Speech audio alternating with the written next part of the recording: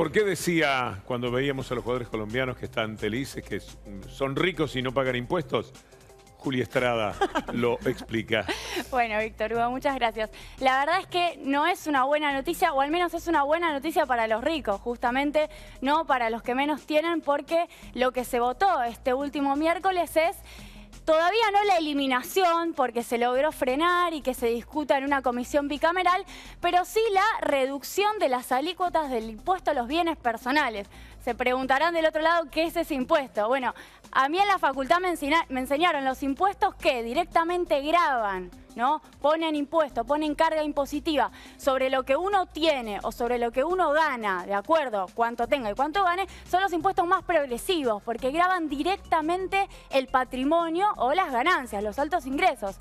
Después, los que pagamos, todos por igual, el que tiene un montón y el que tiene muy poco, como por ejemplo el IVA, que paga tanto el que va a comprar el litro de leche y vive en una casa humilde, como el rico que compra un litro de leche. Bueno, en este caso el IVA pongo un mal ejemplo, está exento, pero sí podríamos hablar de cualquier alimento básico. Bueno, la verdad que en ese caso lo pagamos todos. Vamos a ver la primera placa que tiene que ver con lo que se votó este último miércoles.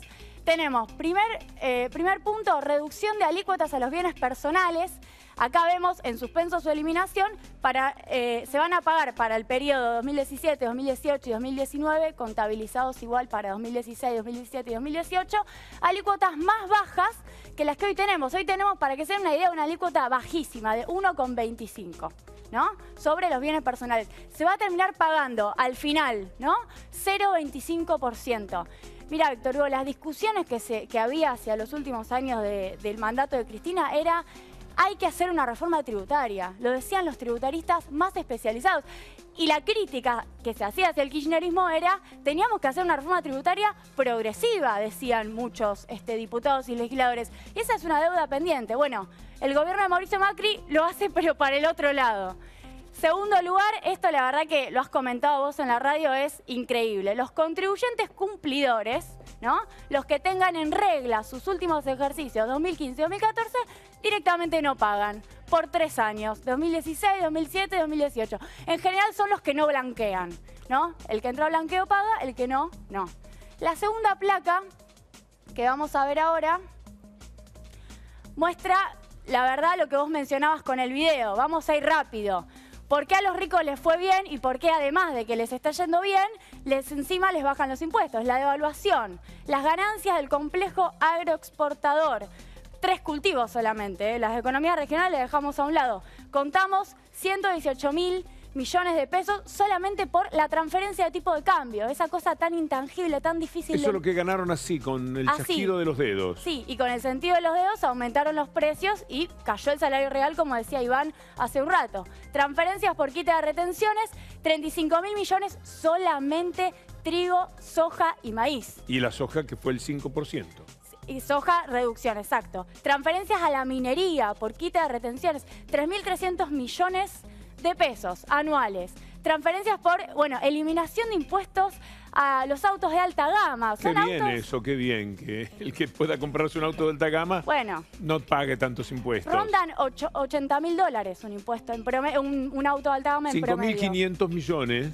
Anuales que se recaudaban para aquellos sectores ricos que compraban este tipo de cosas. Y por último, lo que decías recién. Lo que decía recién, mira qué curioso, 20.000 millones suponiendo que se elimina, pero la verdad es que la reforma es prácticamente reducirlo a la nada misma. Ahora, ¿vos recordás cuánto salía la devolución del IVA? Bueno, según el gobierno salía lo mismo, cerca de 25.000 millones de pesos. La verdad es que uno no necesita saber mucha matemática, se podría financiar esa devolución del IVA que hoy las provincias se están quejando porque la financian parcialmente las provincias sin eliminar el impuesto a los bienes personales. ¿Y por último? Y por último, el cuadro que vamos a ver ahora quizás es complejo, pero vamos a tratar de explicarlo. Es la caída de la progresividad tributaria. ¿Qué quiere decir con eso? Los impuestos en Argentina vienen teniendo un aumento. Vení, caminá desde aquí para allá marcando la línea. Acá vemos el año 2002. Fundamentalmente tenemos este aumento en la progresividad. ¿Qué es ese número 46? El 46% de la recaudación, prácticamente el 50%, es con impuestos progresivos. Es decir, con los que graban a los que más tienen. Así es. ¿Por qué? Porque estamos hablando, por ejemplo, de las retenciones. Y eso se mantuvo prácticamente igual, con leves giros, hasta el 2000. 15. Tenemos acá, exacto, 2014-2015, más o menos 45%. Muy cerca de esta que cifra. igual sigue siendo, la verdad, sigue siendo poco. Sí. Debería ser mayormente progresiva. Pero de repente... Y mirá esto, Víctor Hugo. Y solo hicimos en este cálculo que cayó 5 puntos la progresividad, es decir, todo lo que resta son impuestos que pagan los que menos tienen, son regresivos. Esto son solo por 3 cosas.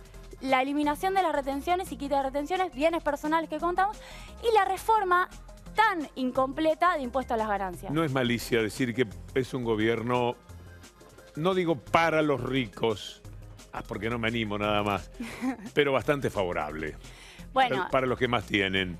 Sí, y hay un montón de proyectos de ley en el Congreso que tienen ganas de sancionar, y con esto me refiero a la ley de primer empleo, que por ejemplo reduciría o eliminaría las contribuciones patronales para contratar jóvenes entre 18 y 24 años.